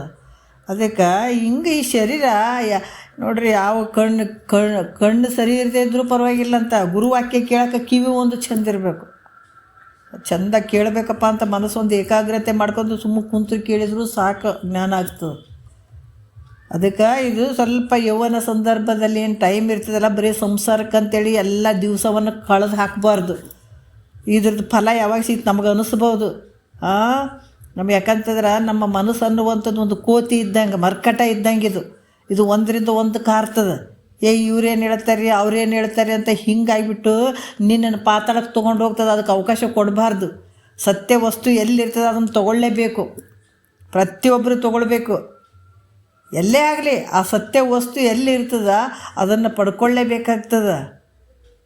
ಯಾವಾಗ ಇವು ಕೂಡ ಎಲ್ಲಷ್ಟು ಕೈ ಕೊಟ್ಬಿಡ್ತಾವ. ಇಂದ್ರಿಯಗಳು ಕೈ ಕೊಡ್ತಾವ, ಕಣ್ಣು ಕೈ ಕೊಡ್ತದ, ಕಿವಿ ಕೈ ಕೊಡ್ತದ, ನಿನ್ನ ಕೈ ಕಾಲುಗಳು ಎದ್ದಳಕ್ಕೆ ಬರೋಂಗಿಲ್ಲ, ಕುಂದ್ರಕ್ಕೆ ಬರೋಂಗಿಲ್ಲ. ಮುಪ್ಪ ಅವಸ್ಥೆ ಅಂದ್ರೆ ಸಾಮಾನ್ಯ ಅಲ್ಲ. ಇಲ್ಲರಿ ಅವ್ರಿಗಾಗ್ಯಾವ ನಮಗಾಗಂಗಿಲ್ಲ ಅಂತೀವೇನ ನಾವು? ನಮಗೂ ಆಗವೇ ಅವು. ಅದಕ್ಕೆ ಇದನ್ನು ತಿಳ್ಕೊಂಡು ನೀನು ಎಚ್ಚರಿಕೆ ಆಗುವಂಥ ಮಹಾತ್ಮರ ವಾಕ್ಯಗಳು ತಿಳಿಸಿ ಹೇಳ್ತಾರೆ. ಇದು ಎಂಥ ಕರುಣೆ ಅಂತಂದ್ರೆ ನಿಜಗುಣರ ಒಂದು ಕರುಣೆ ಇದರಲ್ಲಿ ಅಡಕಾಗ್ಯದ. ಭಾಳಷ್ಟು ಎಳೆಯಾಗಿ ಬಿಸ್ತಾರೆ. ಮತ್ತು ಏನಾದರೂ ಇದನ್ನು ಬಿಟ್ಟುಬಿಟ್ರೆ ಅಂತಂದ್ರೆ ಅನ್ಯಾಯವಾಗಿ ಅವ್ರ ಜೀವನ ಹಾಳಾಗ್ತದಲ್ಲ ಅನ್ನುವಂಥ ಒಂದು ಕಳಕಳಿ ಇದರಲ್ಲಿ ಅಡಿಗೆದ. ಮಕ್ಕಳಿಗೆ ನಾವು ಕುಂದಿರಿಸಿ ಬುದ್ಧಿ ಹೇಳ್ತೀವಿಲ್ಲ, ನೋಡ್ರಪ್ಪ ಹಿಂಗೆ ಒಳ್ಳೆ ಕೆಲಸ ಮಾಡಿದ್ರೆ ಒಳ್ಳೇದಾಗ್ತದಪ್ಪ, ನಿಮಗೆ ಚಲೋ ಆಗ್ತದೆ ಮುಂದೆ, ಕೆಟ್ಟ ಕೆಲಸಕ್ಕೆ ಹೋಗ್ಬೇಡ್ರಿ, ಕೆಟ್ಟವ್ರ ಸಹವಾಸ ಮಾಡಬೇಡ್ರಿ ಅಂತ ಕುಂತು ಹೇಳ್ತೀವಿಲ್ಲ ಒಂದೊಂದು ತಾಸು. ಅದು ಸರಿ ದಾರಿ ಇರಲಿಲ್ಲ ಅಂದ್ರೆ ಒಂದು 10 ಸಲ ಕುಂತು ಹೇಳ್ತೀವಲ್ಲ ಮಕ್ಕಳಿಗೆ. ಅದ್ರಾಗ ಈ ಜನ್ಮ ಮಾನವ ಜನ್ಮ ಬಂದದ್ರಪ್ಪ, ಸುಮ್ಮನೆ ಅದರಿಂದ ಇದರಿಂದ ಬೆನ್ನು ಹತ್ತಬೇಡ್ರಿ. ಎಲ್ಲಿ ಸುಖ ಇಲ್ಲ. ಇವತ್ತು ಎಷ್ಟೋ ಲಕ್ಷಾಧಿಪತಿ ಕೋಟ್ಯಾಧಿಪತಿ ಇದ್ದರು ಉರ್ಲಾಕೊಂಡು ಸತ್ಕೊಂಡು ಹೋಗ್ಯಾರ. ಯಾಕೆ? ನೆಮ್ಮದಿ ಇಲ್ಲ, ಸುಖ ಇಲ್ಲ, ಬೇಸಿಕ್ ಏನಂತ ಗೊತ್ತಿಲ್ಲ, ಆನಂದ ಅನ್ನೋದೇ ಗೊತ್ತಿಲ್ಲ ಅವಕ್ಕೆ. ಬರೀ ದುಡ್ಡು ಸಂಪತ್ತೇ ಆನಂದ ಅಂತ ತಿಳ್ಕೊಂಬಿಟ್ಟಿದ್ದಾವೆ, ಸುಖ ಅಂತ ತಿಳ್ಕೊಂಬಿಟ್ಟಾವ. ಅದರಿಂದ ಬೆನ್ನಿಂದ ಹೋಗ್ತಾವ. ಮಾಡಬಾರ್ದು ಮಾಡ್ಕೊಂಡು ಇಂಥ ಅದ್ಭುತವಾದಂಥ ಶರೀರವನ್ನು ಕಳ್ಕೊಂಡ್ಬಿಡ್ತಾವ. ಅದಕ್ಕೆ ಯಾರು ಕುಂತು ಕೇಳಬೇಕು ಅಂತ ಮುಮುಕ್ಷಿಗಳು ಭಾವ ಮಾಡ್ಕೊಂಡು ಬಂದು ಕುಂತಾರ, ಅವರಿಗೆ ಕರುಣೆ ತುಂಬಿದ ವಾಕ್ಯಗಳಿವು, ಮಹಾತ್ಮರ ಕಳಕಳಿಯ ವಾಕ್ಯಗಳಿವು. ನೋಡ್ರಿ ಏನು ಹೇಳತ್ತಾರ. ಹಂಗೆ ಏನಾರು ನನಗೆ ಒಟ್ಟದ ರೋಗನೇ ಬರಂಗಿಲ್ಲ ಅಂತ ಏನಾರ ತಿಳ್ಕೊಂಡು ನೀನು ಪಾಪದ ಕೃತಿಗಳನ್ನು ಮಾಡಾಕತ್ತಿ ಏನಪ್ಪ, ವಿಚಾರ ಮಾಡು. ನಿನಗೂ ಇವೆಲ್ಲ ಮುಪ್ಪು ಅನ್ನುವಂಥದ್ದು ಬಹಳ ಕೆಟ್ಟ ಅವಸ್ಥೆ. ಮುಪ್ಪಿನ ಅವಸ್ಥೆ ತನ ನೀನು ಮಾಡ್ಕೊಂಬಿಡು ಕೆಲಸ. ಮುಪ್ಪು ಬಂದಮೇಲೆ ನಿನಗೆ ಯಾರು ಏನು ಮಾಡಿದ್ರೇನು ನಿನಗೊಂದು ಊಟ ಕೊಟ್ರಂತವ್ರು ಧನ್ಯರಾಗ್ತಾರೆ. ಹೌದಾ? ಕೊಡಲಿಲ್ಲ ಅಂದ್ರೆ ನೀನು ಬ್ರಹ್ಮಾನಂದದಾಗ ಕುಂತು ಬಿಡೋದು. ಎಂಥ ಆನಂದ ಐತಿದು, ಗುರುನಾಥ ಕೊಟ್ಟಂಥ ಆನಂದ ಯಾರ್ದು ಏನಿರಂಗೆ ನೋಡ್ರಿ. ನಿನ್ನ ಸ್ವರಾಜ್ಯ ಸಿಂಹಾಸನದಲ್ಲಿ ತೇಲಾಡ್ತಿದ್ದಿ, ಆನಂದ ಪಡ್ತಿದ್ದಿ. ಯಾವುದು ಅವಸ್ಥೆ ಆದ್ರೇನು ಅದನ್ನೆಲ್ಲವನ್ನೇ ಮೀರಿ ಅಂತ ಬ್ರಹ್ಮಾನಂದದಲ್ಲಿ ನೀನು ಇರ್ತಿದ್ದಿ. ನೀನು ಒಳ್ಳೇದಕ್ಕೆ ಹೇಳ್ತಿದ್ದೀವಿ ಅಂತ ಮಹಾತ್ಮನ ಒಂದು ಕಳಕಳಿಯ ವಿಚಾರಗಳಿವು. ಅದಕ್ಕೆ ನೀನು ತಿಳ್ಕೊ, ಮುಪ್ಪು ಅವಸ್ಥೆನೂ ನಿನಗೆ ಬರ್ತದೆ. ಭಾಳ ಕಷ್ಟ ಐತೆ ಮುಂದೆ. ಅದಕ್ಕೆ ಮುಪ್ಪು ಅವಸ್ಥೆ ಬರಂಗಿಲ್ಲಂತ ಏನಾರ ಮನಸ್ಸಿನಾಗ ಇಟ್ಕೊಂಡಿದ್ದೇನು ಅಂದ್ರೆ ಹಂಗೆ ಇಟ್ಕೋಬೇಡ, ಬಂದೇ ಬರ್ತದೆ ಮುಪ್ಪು, ಸ್ವಲ್ಪ ಹುಷಾರಾಗಿರಪ್ಪ ಅಂತ ಹೇಳ್ತಾರೆ, ತಿಳಿಸಿ ಹೇಳ್ತಾರೆ ಅವರು. ಮತ್ತು ಭವಮರಣ ಅಲಿಸಿದವೆ. ಭವಮರಣ ಅಲಿಸಿದಂದ್ರೆ ಜನನ ಮರಣಗಳು ಇಲ್ಲಪ್ಪ, ನಾನು ಈ ಪಾಪದ ಕೃತಿಗಳನ್ನು ಮಾಡಾಕತ್ತೀನಿ, ಅದಕ್ಕೆ ಪಾಪದ ಕೆಲಸಗಳನ್ನು ಮಾಡಾಕತ್ತೀನಿ. ನಾನು ಮೊದಲೇ ಹೇಳೀನಿ, ಪಾಪ ಅಂದ್ಗಳನ್ನ ನಾವು ಬಚಾವಾಗ್ತೀವಿ. ಏನಂದ್ರೆ ಯಾರಿಗೂ ಹೊಡೆದು ಬಡ್ದು ಅವರು ಹಿಂಸೆ ಮಾಡಿ ದುಡ್ಡು ಅದು ಕಸ್ಕೊಂಡ್ರೆ ಅದು ಪಾಪದ ಕೆಲಸ. ನಾವು ಕಮ್ಮಗೆ ಸಂಸಾರ ಮಾಡಾಕತ್ತೀವಿ ರೀ, ನಾವು ಯಾವ ಪಾಪದ ಕೆಲಸ ಮಾಡೀವಿ, ನಾವು ಪುಣ್ಯನೇ ಮಾಡಾಕತ್ತೀವಿ, ನಮ್ಮ ಮುಕ್ತಿನೇ ಆಗ್ತದಂತ ನಾವು ತಿಳ್ಕೊಂಡೀವಿ. ಮಹಾತ್ಮರು ತತ್ತಂತಾರೆ. ನೀ ಬೇಕಾದಷ್ಟು ರೊಕ್ಕ ಗಳಿಸ್ ಲೆಕ್ಕಿಲ್ಲ ಮಹಾತ್ಮರಿಗೆ. ಇಡೀ ಜಗತ್ತವ್ರು ತೃಣ ಸಾಮಾನು ಅಂತ ನೋಡಿದವರಿಗೆ ನೀನು ಕೋಟಿಗಟ್ಟಲೆ ಮನೆ ಕಟ್ಟಿಸಿ, ಕೋಟಿಗಟ್ಟಲೆ ಆಸ್ತಿ ಮಾಡಿ, ಕೋಟಿಗಟ್ಟಲೆ ಮಾಡಿದ್ರೆ ನಿಮ್ಗೆ ಶಬಾಷ ಅಂತಾರೆ ಅನ್ನೋರು, ಮೂರ್ಖ ಅಂತಾರೆ. ಅದೇನು ದೊಡ್ಡ ಬಾರಿ ಮಾಡಿದ್ವ ನೀನು. ಆ ಗುಬ್ಬಿಕಾಯಿಗಳು ಚಂದ ಮನೆ ಕಟ್ತಾವ, ಅವನು ಮಾಡ್ತಾವೆ ಬೇಕಾದಷ್ಟು. ಅದಕ್ಕೆ ನಿನಗೇನು ವ್ಯತ್ಯಾಸ ಆಯಿತು? ಅದಕ್ಕೆ ಹೇಳ್ತಾರ, ಬಂದು ಇಂಥ ಒಂದು ಶರೀರಕ್ಕೆ ಬಂದು ಈ ಭವಮರಣ ಅನ್ನುವಂಥದ್ದು ನೋಡ್ರಿ, ಇದು ಭಾಳಷ್ಟು ಬೇಡಪ್ಪ. ಆವಾಗ ಅವ್ರಿಗೆ ತ್ರೈತಯುಗ, ಕೃತಯುಗ, ದ್ವಾಪರಯುಗ ಅವೆಲ್ಲ ಇದ್ದವು. ಈಗ ಪಾಪ ಕಲಿಯುಗದಾಗ ಇವು ಪಾಪ ಎಷ್ಟು ಚಂದ ಹುಟ್ಟ್ಯಾವ. ಆ ಟಿ ವಿ ನೋಡ್ತಾವ, ಮೊಬೈಲ್ ನೋಡ್ತಾವ, ಹಂಗೇ ಇದ್ದುಕೊಂಡಿರಲಿ. ಇವಕ್ಕೆ ಯಾವಕ್ಕೂ ಮತ್ತು ಆದ್ರೆ ಜನನ ಮರಣ ಆಗೋದೇ ಬೇಡ. ಇವ್ರು ಹಿಂಗೆ ಮಜಾ ಮಾಡ್ಕೊಂಡು ಹಿಂಗೆ ಇರಲಿ, ಆಯ್ತು ಆನಂದದಾಗೆ ಇರಲಿ ಅಂತ ಏನಾರ ಅವು ಅಲಿಸಿ ಬಿಟ್ಬಿಟ್ಟವನು. ಹಂಗೆ ತಿಳ್ಕೊಂಡು ಏನು ಅದಕ್ಕೆ ಮಜಾ ಮಾಡಾಕತ್ತೀಯೇನು ನೀನು? ನೋಡ್ರಿ ಹೆಂಗೆ ಹೇಳ್ತಾರೆ ಅವರು. ಅದಕ್ಕೆ ಎಷ್ಟು ಸಾರಿ ಹುಟ್ಟಬೇಕು, ಎಷ್ಟು ಸಾರಿ ಸಾಯಬೇಕು, ಅದಕ್ಕೆ ಪಾಪ ಹಿಂಗೆ ಇರಲಿ ಅಂತ ಹೇಳಿಬಿಟ್ಟು ಬ್ಯಾಸತ್ತು ಆಲಸ್ಯ ಉಳ್ಳಂಥವ್ರಾಗಿ ಇನ್ನು ಬರೋದೇ ಬೇಡ, ಬಂದು ಇವ್ರನ್ನ ಎಳ್ಕೊಂಡು ಹೋಗೋದು ಬೇಡ, ಹುಟ್ಸೋದು ಬೇಡ, ಸಾಯಿಸೋದು ಬೇಡ ಅಂತ ತಿಳಿದು ದೂರ ಆಗ್ಯಾವಂತ ತಿಳ್ಕೊಂಡು ಏನು. ಅದಕ್ಕೆ ಇನ್ನು ನಮಗೆ ಬರೋದೇ ಇಲ್ಲ, ಅವು ಸಾವು ಹುಟ್ಟು ಸಾವು ಅಂತೂ ಇಲ್ಲೇ ಇಲ್ಲ. ಇನ್ನು ನಾವು ಏನಿಲ್ಲ ನಿರ್ಭಯವಾಗಿ ಇದ್ದೀವಿ. ಯಾಕೆ ಈಗ ಹಸುರರು ಮಾಡ್ತಾರೆ ನೋಡ್ರಿ, ಅವರು ಸಾಯಲೇಬಾರ್ದು. ಈಗ ಅವರು ಏನಂದ್ರೆ ಹಸುರ ರಾಕ್ಷಸರು ಏನು ಮಾಡ್ತಾರೆ, ತಪಸ್ಸು ಕೊಡ್ತಾರೆ. 10 ವರ್ಷ ತಪಸ್ಸು, ಎಷ್ಟೆಷ್ಟೋ ವರ್ಷ ಯುಗಗಳು ತಪಸ್ಸು ಮಾಡಿ ಅಲ್ಲಿ ಇಂದ್ರನ್ನ ಅಥವಾ ದೇವತೆಗಳದ್ದು ಯಾರ್ದೋ ಒಂದು ಅವ್ರ ಪರವಾಗಿ ಏನು ಬ್ರಹ್ಮ ವಿಷ್ಣು ಮಹೇಶ್ವರ ಇವ್ರದ್ದೆಲ್ಲ ಇದು ಮಾಡಿಕೊಂಡು ಅವ್ರು ತಪಸ್ಸು ಮಾಡಿ ಅವ್ರನ್ನ ಪ್ರತ್ಯಕ್ಷ ಮಾಡಿಕೊಂಡು ಅವರಿಂದ ವರ ಪಡ್ಕೊಂಡು, ನನಗೆ ಯಾರಿಂದನೂ ಸಾವು ಬರಬಾರ್ದು. ಸಾವು ಎಲ್ಲರಿಗೆ ಬರ್ತದೆ, ಹುಟ್ಟಿದ ಮೇಲೆ ಎಲ್ಲರಿಗೆ ಸಾವು, ಹುಟ್ಟು ಸಾವು ಅನ್ನೋಂಥದ್ದು ಎಲ್ಲರಿಗೆ ಐತಪ್ಪ. ಆದರೆ ಇದು ಬಿಟ್ಟು ಬೇರೆದು ಕೇಳು ಅಂತಂದಾಗ ಅವ್ರು ಏನೇನೋ ಒಂದು ಹೇಳ್ತಾರೆ. ಅವಾಗ ಹೇಳಿದ್ರಲ್ಲ, ಷಣ್ಮುಖನಿಂದ ನನಗೆ ಸಾವು ಬರಲಿಲ್ಲ ಅಂತ ಹಸುರ ತಾರಕಾಸುರ ಕೇಳಿದಂಥದ್ದು. ಈ ರೀತಿ ಅದು ಆಗಬಾರ್ದು, ಅದು ಯಾವಾಗೋ ಅವ್ರ ಕೈಗೂಡಬಾರ್ದು ಅಂತ ಈ ರೀತಿ ಕೇಳ್ಕೊಂಡು ಅವ್ರು ಮೆರೆದಾಡ್ತಿದ್ರು. ಅದ್ರ ಬರೋದು ಮಾತ್ರ ಖಂಡಿತ ಸಾವು ಬರ್ತದೆ. ಅವರಿಗೂ ಎಂಥ ತಪಸ್ಸು ಮಾಡಿದ್ರು ಕೂಡ ಬಿಟ್ಟಿಲ್ಲ ಅವರಿಗೆ. ಅದಕ್ಕೆ ಈ ರೀತಿಯಾಗಿ ನನಗೆ ಈ ಜನ್ಮದಾಗ ಈ ಕಲಿಯುಗದಾಗ ಯಾವುದು ನನಗೆ ಜನನ ಮರಣ ಅನ್ನುವಂಥದ್ದು ಇಲ್ಲವೇ ಇಲ್ಲ. ಅದಕ್ಕೆ ನಾನು ಏನು ಬೇಕಾದಂಗೆ ನಾನು ಇದನ್ನು ಕೇಳೋದು ಬೇಡ, ಹೇಳೋದು ಬೇಡ, ಗುರುವಾಕ್ಯನೂ ಬೇಡ, ಭಗವಂತನ ವಾಕ್ಯನೂ ಬೇಡ, ಗುರುವಾಕ್ಯನೂ ಬೇಡ, ಅದ್ರ ಪ್ರಕಾರ ನಡ್ಕೊಳ್ಳೋದು ಬೇಡ. ಉಂಡು ತಿಂದು ಆನಂದವಾಗಿ ನಾವು ಇದ್ದು ಬಿಟ್ರೆ ಆಯ್ತಪ್ಪ, ಮಜಾ ಮಾಡ್ಕೊಂಡು ತಿದ್ದು ಬಿಟ್ರೆ ಆಯಿತು. ಅದಕ್ಕೆ ಈ ರೀತಿ ಏನಾದ್ರು ತಿಳ್ಕೊಂಡು ಏನು ಅಂತ ಹೇಳ್ತಾರೆ ಅವರು. ಅದಕ್ಕೆ ಜನನ ಮರಣಗಳು ಇಲ್ಲಿ ಅವು ತಪ್ಪದೇ ಬರ್ತಾವಪ್ಪ. ಜನನ ಮರಣ ಅವೇನಾರು ಹೋಗ್ಯಾವ, ನಾವು ಅವನು ಅದಾವ. ಅದಕ್ಕೆ ಅಂದಮೇಲೆ ಇಷ್ಟೆಲ್ಲ ಇದ್ದರೂ ಕೂಡ ನೀನು ಯಾವ ಧೈರ್ಯದ ಮೇಲೆ ಇದು ತಿಳ್ಕೊಳ್ಳಾರ್ದೆ ಜೀವನ ಮಾಡಕತ್ತೀರಿ ಹೇಳು? ಮುಖ್ಯವಾದಂಥ ಪ್ರಶ್ನೆ ಮಹಾತ್ಮರದು. ಅಲ್ಲ, ಇದನ್ನು ಕೇಳೋಕ್ಕೂ ಕೂಡ ಹಿಂದೆ ಮುಂದೆ ನೋಡಕತ್ತಿದ್ದೀನಿ ನೀನು. ಅದು ದಿವಸದಾಗ ಒಂದು ತಾಸು, ಒಂದು 40 ನಿಮಿಷ ಅಷ್ಟೇ ಇರೋದು. ಇದನ್ನು ಮರೆತು, ಮಹಾತ್ಮರ ವಾಕ್ಯವನ್ನು ಮರೆತು ಅಥವಾ ಭಗವಂತನ ಸ್ಮರಣೆ ಮರೆತು ನಿನ್ನ ಮೋಹದಲ್ಲೇ ನೀ ಬಿದ್ದಿದ್ದಿ. ನಿನ್ನ ವಿಷಯಾದಿಗಳ ಹಿಂದೆ ಅದರಲ್ಲೇ ಸುಖ ಅಂತ ಅದರಲ್ಲೇ ಮುಳುಗಿಬಿಟ್ಟಿದೆಯಲ್ಲ, ಯಾವ ಬಲ ಹಿಡ್ಕೊಂಡಿದ್ದೀನಿ ನೀನು? ಇವೇನು ಇಲ್ಲ ಅಂತ ತಿಳ್ಕೊಂಡಿದ್ದೇನೆ ನಿನಗೆ ಮುಂದೆ. ಇವಾಗ ನಿನಗೆ ಆಗ್ತಾ ಏನು ವರ್ತಮಾನ ಕಾಲದಾಗ ಇರುವಂಥ ದುಃಖಗಳು ಇವು. ಹೆಂಗದ? ಅದಕ್ಕೆ ಅವು ತಪ್ಪದೇ ಬರ್ತಾವಪ್ಪ. ನಿನಗೆ ಹುಟ್ಟು ಸಾವು ಅನ್ನುವಂಥದ್ದು, ಸಾವಂತೂ ಬಂದೇ ಬರ್ತದೆ. ಅಂದಮೇಲೆ ಯಾವ ಬಲ ಹಿಡ್ಕೊಂಡು ನೀನು ಇಲ್ಲಪ್ಪ ನಾನು ಸಾಯೋದೇ ಇಲ್ಲ, ನಾ ಹಿಂಗೆ ಸಂಸಾರ ಮಾಡವನೇ ಅಂದ್ರೆ ಮಾಡು, ಅದ್ರ ನಿನ್ನ ಸಾವು ಬರಂಗಿಲ್ಲೇನು? ಬರ್ತದ. ಕ್ಷಣದಾಗ ಏನಾಯ್ತು, ತಾಸ್ನಾಗ ಏನಾಯ್ತು ಗೊತ್ತೇ ಇಲ್ಲ. ಯಾವ ಟೈಮಿಗೆ ಏನಾಗ್ತದೆ ನಿನಗೆ ಗ್ಯಾರಂಟಿ ಇಲ್ಲ. ಮುಂಜಾನೆ ರಾತ್ರಿ ಮಲಗಿದಾಗ ಮುಂಜಾನೆ ಹೇಳ್ತಿದ್ದೆ ಬಿಡ್ತದೆ ಗೊತ್ತಿಲ್ಲ. ಅದು ಉಸಿರು ಬಂದ ಮೇಲೆ, ಮುಂಜಾನೆ ಎದ್ದು ಉಸಿರು ಬಂದ ಮೇಲೆ ಅವಾಗ ಗೊತ್ತಾಗ ಕಣ್ಣು ತೆಗೆದ ಮೇಲೆ ಪ್ರತಿಯೊಬ್ಬರು ನೋಡ್ಬೇಕು. ಮಹಾತ್ಮರು ಹಂಗ ಮಾಡಿದ್ರು. ರಾತ್ರಿ ಮಲಗಿ ಮುಂಜಾನೆ ಎದ್ಗ ಸದ್ಯ ಮತ್ತೆ ಹುಟ್ಟಿದ್ದೀವಿ, ಬದುಕಿದ್ದೀವಿ.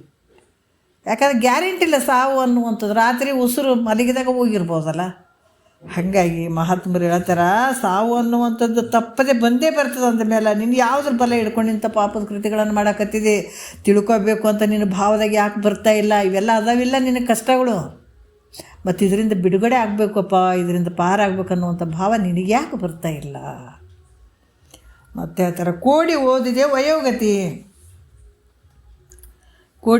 ವಯೋಗತಿ ಅಂತ ಹೇಳ್ತಾರೆ. ಅಂದ್ರೆ ವಯಸ್ಸು ಹೋಗ್ಲಾರ್ದು ನಿಂತದನು. ಅದರ ವಯಸ್ಸಿನ ಕ್ಷೀಣತೆ ನಿಂತದನ್ನು ತಿಳ್ಕೊಂಡೆ ಅಂತಂದ್ರೆ ಇಲ್ಲ. ಇಲ್ಲಿ ಕೂಡ ಭಾಳಷ್ಟು ಅದ್ಭುತವಾಗಿ ಹೇಳ್ತಾರೆ. ಹೆಂಗೆ ವಯೋರೂಪವಾಗಿರುವಂಥ ಇಲ್ಲ ಬೇಡ, ಇವ್ರಿಗೆ ವಯಸ್ಸಾಗೋದೇ ಬೇಡ, ಇಷ್ಟೇ ಇರಲಿ ಅಂತ ಏನಾದರೂ ಅದು ಬರಬಾರ್ದು ಅಂತ ನಿಂತುಬಿಟ್ಟದೇನು ಅಂತಂದ್ರೆ ಖಂಡಿತ ಆ ವಯಸ್ಸು ಕೂಡ ಹಂಗೆ ಹೋಗೋಕ್ಕಾಗ್ತದೆ. ನಿನಗೆ ಕೇಳದೆ ಅಂತಲ್ಲ. ಗಿಡಗಳು ಯಾವಾಗ ದೊಡ್ಡದಾಗ್ತದೆ ಗೊತ್ತಿಲ್ಲ, ಯಾವಾಗ ಹೂ ಬಿಡ್ತದೆ ಗೊತ್ತಾಗಂಗಿಲ್ಲ, ಯಾವಾಗ ಹಣ್ಣು ಬಿಡ್ತದೆ ಗೊತ್ತಾಗಂಗಿಲ್ಲ. ಅದೇ ರೀತಿ ಬಾಲ್ಯನೂ ಯಾವಾಗ ಹೋಯ್ತು ಗೊತ್ತಾಗಂಗಿಲ್ಲ, ಯೌವನಕ್ಕೆ ಬಂದಿರ್ತೀವಿ, ಯೌವನ ಯಾವಾಗ ಹೋಯ್ತು ಗೊತ್ತಾಗಂಗಿಲ್ಲ, ಮುಪ್ಪಿಗೆ ಬಂದಿರ್ತೀವಪ್ಪ. ಅದಕ್ಕೆ ಈ ರೀತಿ ಇಲ್ಲ. ಹಿಂದಿನ ಭಾಳ ವಯಸ್ಸು ಕ್ಷೀಣ ಆಗ್ತೈತಿ, ಈಗ ನಮಗೆ ಕ್ಷೀಣ ಆಗಲ್ಲ ಅಂತ ಅಂತೀವೇನು? ಇಲ್ಲ. ಅದಕ್ಕೆ ಅದರಿಂದ ಮುಪ್ಪು ಒಂದು ಜನನ ಮರಣ ಮುಪ್ಪುಡಿ ಯಾವ ಬರಂಗಿಲ್ಲ ಅಂತ ತಿಳ್ಕೊಂಡು ಇಂಥ ಪಾಪದ ಕೃತಿಗಳನ್ನು ಮಾಡಾಕತ್ತೀಯೇನೋ ಅಂತ. ಅದಕ್ಕೆ ಇಲ್ಲಿ ಕೂಡ ಮುಪ್ಪು ರೋಗ ಯಾವ ನಿಂತಿಲ್ಲ ಅಂತಂದ ಮೇಲೆ ಯಾವ ಬಲ ಹಿಡ್ಕೊಂಡು ಇಂಥ ಪಾಪ ಕೃತಿಗಳನ್ನು ಮಾಡಾಕತ್ತಿದೆ. ಅದಕ್ಕೆ ಭಾಳಷ್ಟು ವಿಚಾರಗಳು ಹೇಳ್ತಾರೆ. ಇವೆಲ್ಲ ಇಷ್ಟು ದುಃಖ ಇದ್ದರೂ ಕೂಡ ಇದನ್ನು ತಿಳ್ಕೊಳ್ಳಾರ್ದಂಗೆ ಆನಂದವಾಗಿ ಭಾಳಷ್ಟು ಒಂದು ವೈಭೋಗದಿಂದ ಜೀವನ ಮಾಡಾಕತ್ತೀಯಲ್ಲ, ಇವು ಯಾವ ನಿನಗೆ ದುಃಖ ಕಾಣಲ್ವ ನನ್ನ ಕಣ್ಣಿಗೆ? ಎಷ್ಟು ದಿವಸ ನೀವು ಸುಖ ಪಡ್ತಿದ್ದಿ?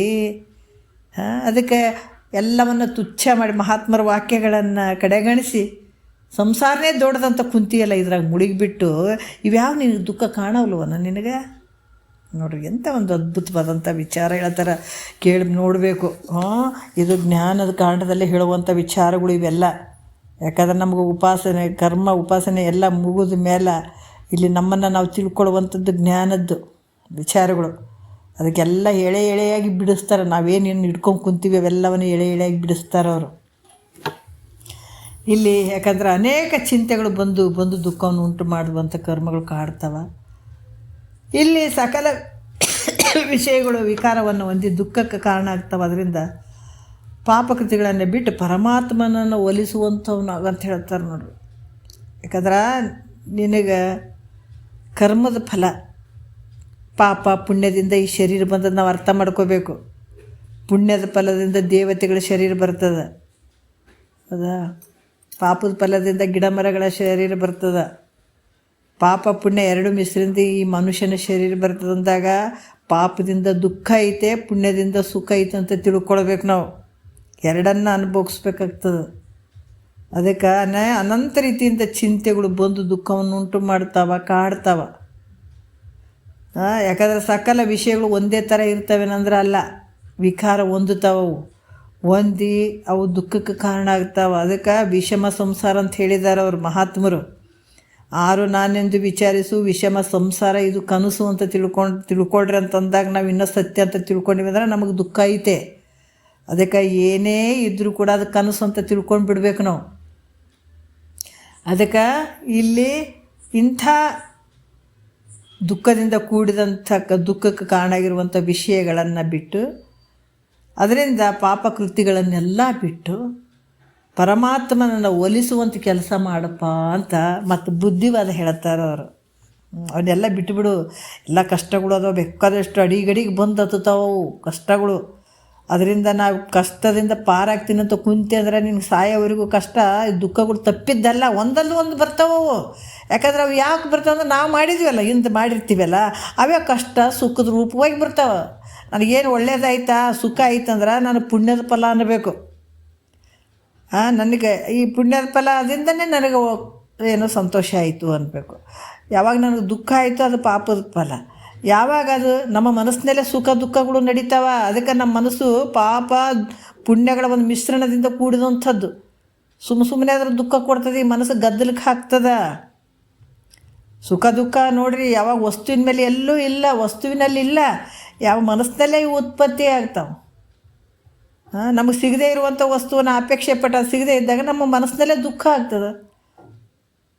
ಮತ್ತು ಅದು ಸಿಕ್ಕಿತ್ತಂದಾಗ ನಮ್ಮ ಮನಸ್ಸಿನಲ್ಲೇ ಸುಖ ಆಗ್ತದೆ. ಮತ್ತು ಸುಖ ದುಃಖ ಎಲ್ಲಿ ಅದಾವ? ನಮ್ಮ ಮನಸ್ಸಿನಲ್ಲೇ ಅದಾವ, ಹೊರತಾಗಿ ನಿನಗೆ ಹೊರಗಿಂತ ಯಾವುದಿಲ್ಲ. ಅದೇ ಮನಸ್ಸನ್ನು ನೀವು ತಿಳ್ಕೊಂಬಿಡು, ಅದಕ್ಕೆ ಯಾವುದನ್ನು ಬಯಸೋಕ್ಕೂ ಹೋಗಬೇಡ. ನೋಡ್ರಿ ಏನು ಮಾಡೋದು, ಅದನ್ನು ತಿಳ್ಕೊಂಡು ಮನಸ್ಸು ನಾನಲ್ಲ ಅಂತ ತಿಳ್ಕೊಂಡು ಬಿಟ್ಟುಬಿಡು, ಆರಾಮಾಗಿರು. ಯಾವುದನ್ನು ಬಯಸೋಕೆ ಹೋಗಬೇಡ. ಬಾರದು ಬಪ್ಪದು ತಪ್ಪದು. ಯಾವುದು ಬರ್ತದೆ ಅದೇ ಬರ್ತದೆ ನಿನಗೆ. ಮತ್ತು ಅದ್ರ ಬೆನ್ನು ಹತ್ತಿದ್ರೆ ನಿನಗೆ ಬರೋಂಗಿಲ್ಲ, ದುಃಖನೇ ಆಗ್ತದೆ ಅಂತ ಹೇಳಿ ಇಲ್ಲಿ ಪರಮಾತ್ಮನನ್ನು ಒಲಿಸುವಂತ ಹೇಳಿ ಹೇಳ್ತಾರೆ. ಚಿಂತೆ ಬಂದಡಿಗಡಿಗೆ ಮುಸುಕದೆ ಅತಿ ಸುಖವನೂರಂತೆ ನೇಮಿಸಲು ಕಲ್ತಿದ್ದುದೆ. ವಿಧಿ ವಿಕಾರ ಸಂತಿತಿ ನಗಲಿದವೆ ಸಕಲ ವಿಷಯಾಳಿ ನಿನಗಿಂತು ಶಂಭು ಲಿಂಗದ ನೊಲಿಸದಿರಲು ಅಂತ ಹೇಳ್ತಾರೆ.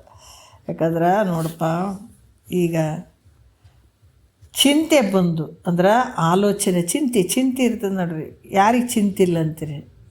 ಯಾರು ಸಂಸಾರದಾಗ ಮುಳುಗಿರ್ತೀವಿ ಎಲ್ರಿಗೂ ಚಿಂತೆ ಇರೋದೇ ಅದು.